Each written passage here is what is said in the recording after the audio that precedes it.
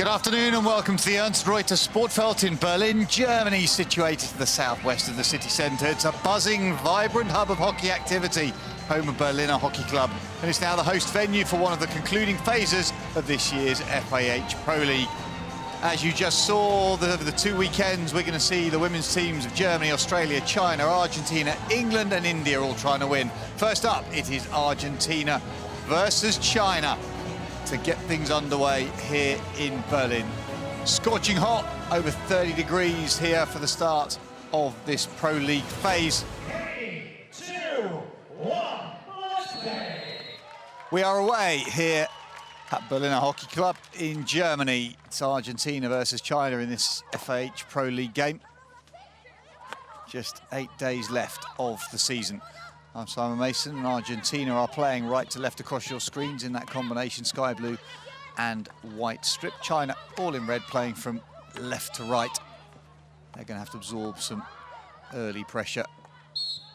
Plays it in, gets touched by a defender, legitimately into the circle. Little lift in and across, and there's a stick tackle, and they're referring it already. Well, that has to be one of the earliest referrals I've seen in the Pro League competition. That look at the little right foot lift from Yankunas suggests that she's concerned about the ball position. We can't see the actual contact, but her movement suggests there's an issue in the middle of that where the ball comes in. There we go. It's an early referral, but it's an upheld referral based on it hits a foot. Now, because my only thing was going to be, did Christy Robertson blow for another foul? However, in that passage of play, Marcin Grockel didn't see one, so therefore the appeal is upheld.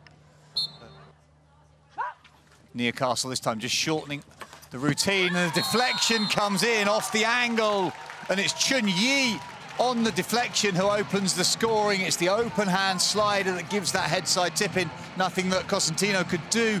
Good attacking routine from China. And very good tackle back.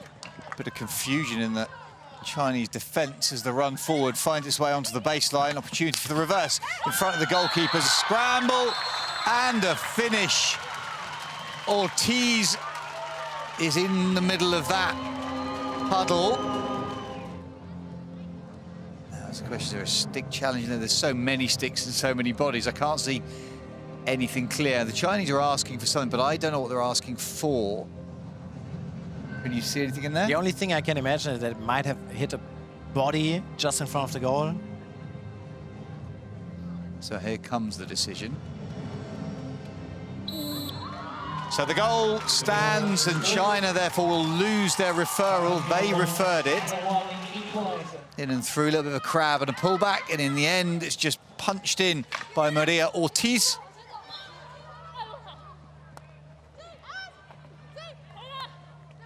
Counter-attack chance after that poor overhead double team onto the edge of the circle. In on the backhand, and shot through. Well, they've changed goalkeeper, I think, at quarter time. I didn't pick that up. It looks like they've changed and put Liu Peng.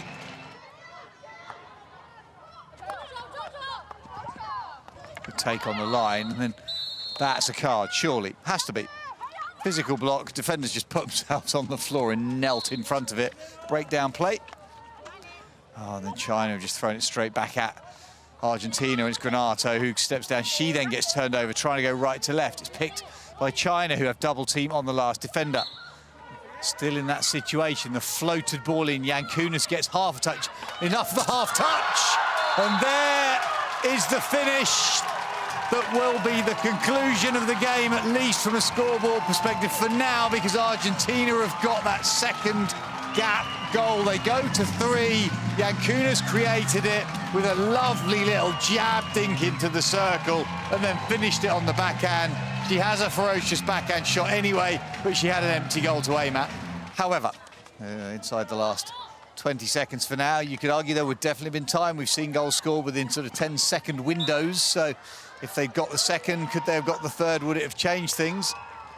They can have that discussion as the game winds down to its conclusion, because Argentina will get that as the final touch Here's Raposo in the middle of the turf, and they know they've picked up more valuable points that keep them in the upper echelons of the Pro League table.